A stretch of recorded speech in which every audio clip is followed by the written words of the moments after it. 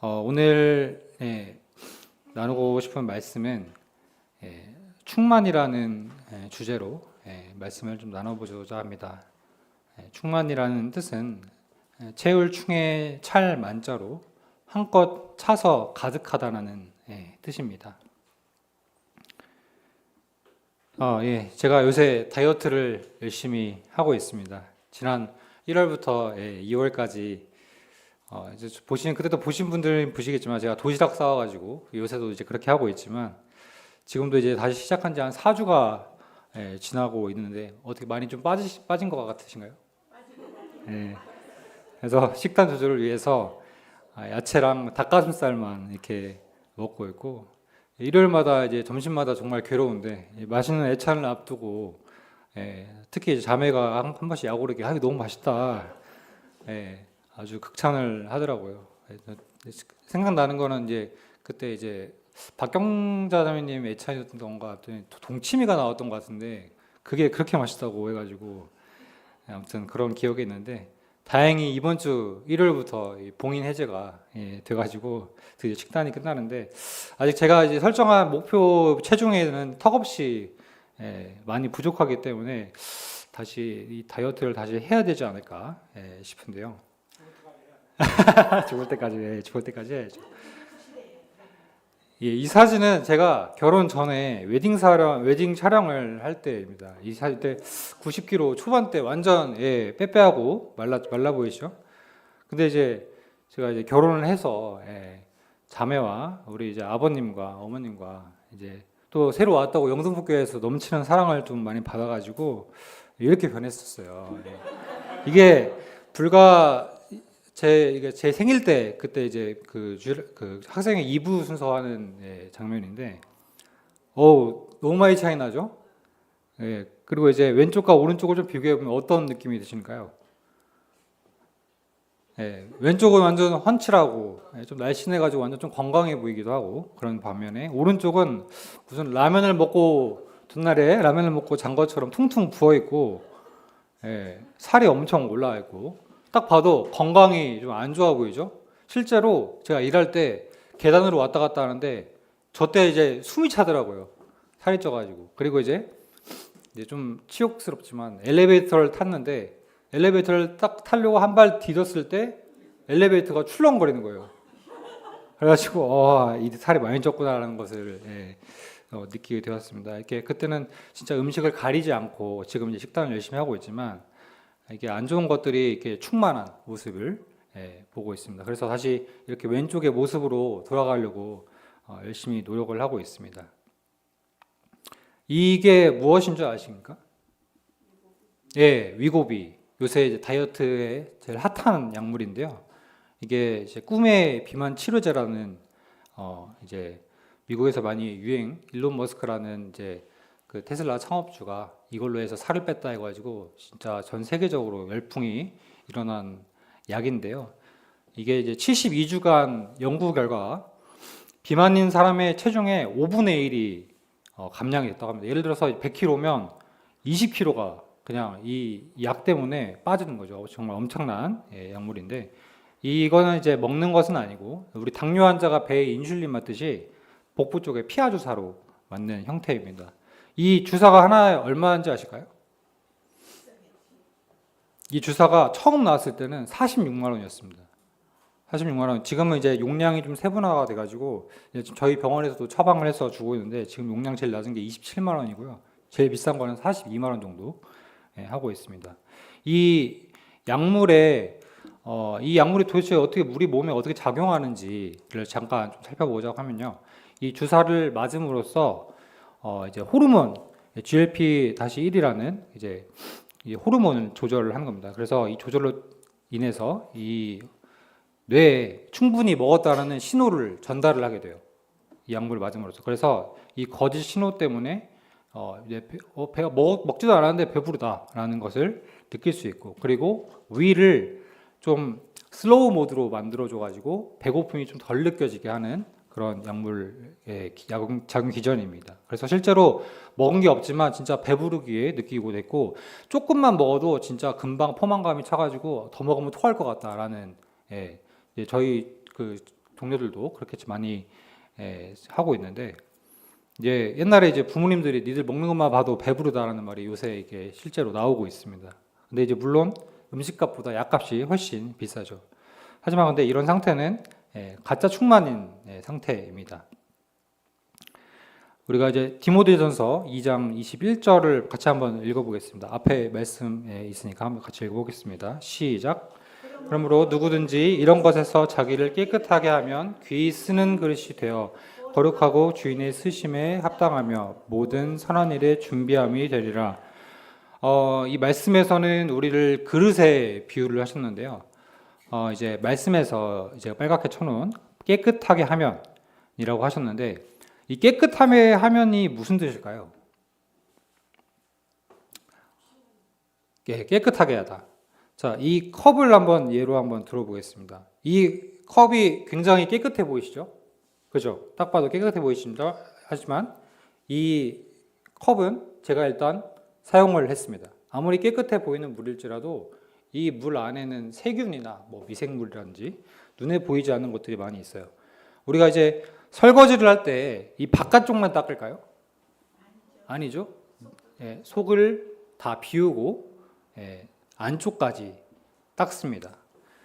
그래서 여기서 깨끗하게 하다는 의미는 이 안쪽, 바깥쪽 내용물을 모두 비우고 모두 설거지가 되어 있는 상태를 깨끗한 상태라고 의미할 수 있습니다. 깨끗한 상태의 컵은 이제 뒤에 말씀처럼 주인의 쓰심에 합당하게 이제 이 컵에다가 물을 비우고 설거지한 상태로는 뭐 여기다가 커피를 담을 수도 있고 보약을 담을 수도 있고 여러 가지 이런 것들을 주인의 쓰심에 맞게 사용할 수 있게 됩니다. 그래서 항상 이제 좋은 것을 채우기 전에는 비어 있는 상태가 되어야 된다고 합니다.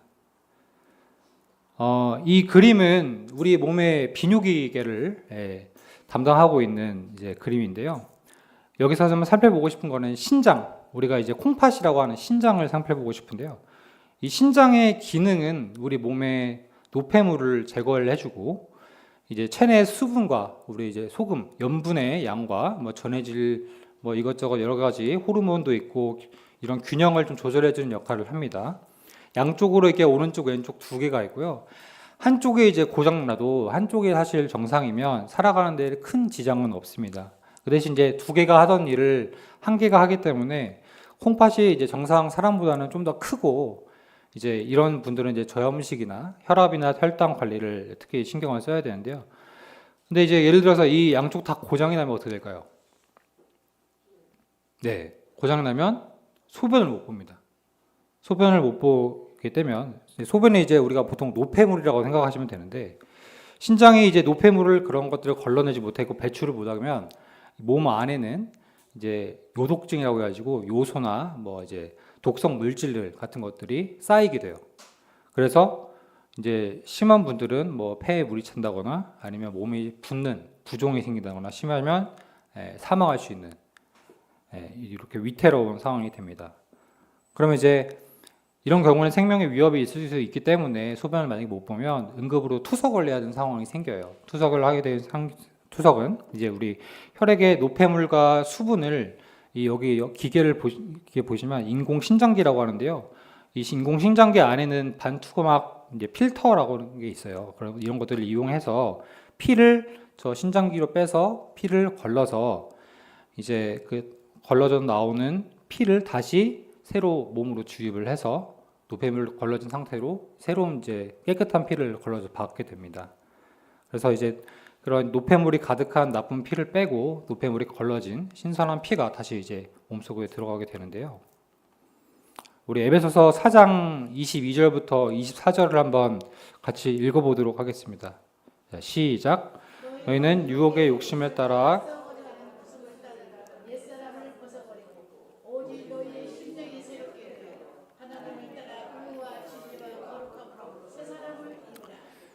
네, 앞에서 보신 것처럼 우리가 투석을 함으로써 나쁜 피를 빼고 깨끗한 피를 공급받는 것처럼 이 썩어져가는 구습을 따르는 옛 사람을 버리고 새로운 너희 심령이 새롭게 되어서 하나님을 따라 의와 진리와 거룩함으로 무장을 해야 된다고 우리 말씀을 하고 계십니다. 이제 지금부터는 제가 지금 여기 문장을 하나 이제 보낼 건데요. 이 문장대로 그대로 행동을 하시면 됩니다. 지금부터 절대 흰곰을 생각하지 마세요. 자, 생각 안 하셨죠? 생각하셨어요? 생각 안 하셨어요? 생각하신 것 같은데요, 자매님 지금? 예, 이게 이제 화이트 베어 효과라고 하는데요. 이제 보통 대부분의 사람들은 흰곰을 생각하지 말라고 하면 흰곰을 떠오르게 된다고 합니다.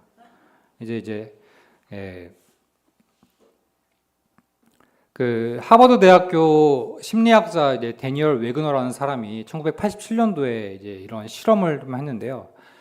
대학생 34명을 각각 17명씩 그 두 집단으로 나눠서 한 그룹에는 5분 동안 떠오르는 모든 단어를 소리로 말을 하되 흰곰을 생각하지 말라고 얘기를 했습니다. 그리고 다른 그룹에는 5분 동안 똑같이 생각나는 단어를 소리로 내서 말하되 흰곰을 생각해도 된다라고 말을 했습니다. 그래서 두 그룹 모두 흰곰이 생각날 때마다 이 벨을 누르라고 했는데 그 연구 결과 흰곰을 생각하지 말라고 했던 한 그룹에서 오히려 그 벨을 더 많이 눌렀다고 합니다. 이제 그 웨그너 연구팀은 이 현상을 이제 사고 억제 반동 효과라고 했는데 흰 공을 생각하지 말아야지 하는 생각을 하는 동안 역설적으로 마음 한 부분에는 흰 곰을 떠올린다고 합니다. 그리고 이제 이 2011년도에서는 이제 미국 심리학회에서 이 흰곰 효과를 줄이는 방법을 좀 제시를 했습니다.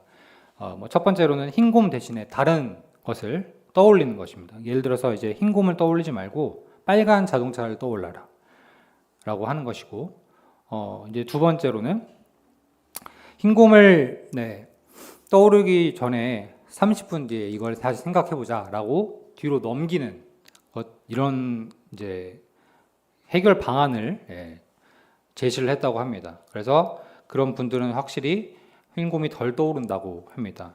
이제 우리가 이제 살아가면서 이 세상에 너무 재미있고 달콤한 것들이 너무 많이 있어요. 요새는 이제 OTT라고 해가지고 TV 드라마나 뭐 넷플릭스 같은 그런 이제 것들인지 아니면 게임이라든지 뭐 유튜브 시청이라든지 그리고 이제 뭐 스포츠를 좋아하시는 분들은 스포츠를 좋아하시는 그 이제 뭐 관람하시는 분도 있고 아니면 진짜 저도 스포츠를 좋아하는데 직접 이제 TV로 시간마다 챙겨보는 사람도 있어요. 근데 이런 것들을 좀 적용을 해보면 이제 하지 말자라고 이제 예를 들어서 내가 게임을 하지 말아야겠다고 하면 게임이 이 흰곰 효과를 통해서는 게임이 더 생각이 난다는 거예요. 그 대신에 아까 해결 방안을 제시한 것처럼 게임을 하지 말자라는 생각 대신에 이 시간에 성경을 읽자라고 이 생각을 바꿔야 된다고 생각을 합니다. 이제 그런 것들로 해서 이제 주님의 것들, 하나님의 것들로 이제 채워야 되는데 그러면 이제 무엇으로 그것들을 좀 채울 수 있을까요? 네, 에베소서 3장 16절에서 19절도 한번 같이 한번 읽어보겠습니다. 자, 시작.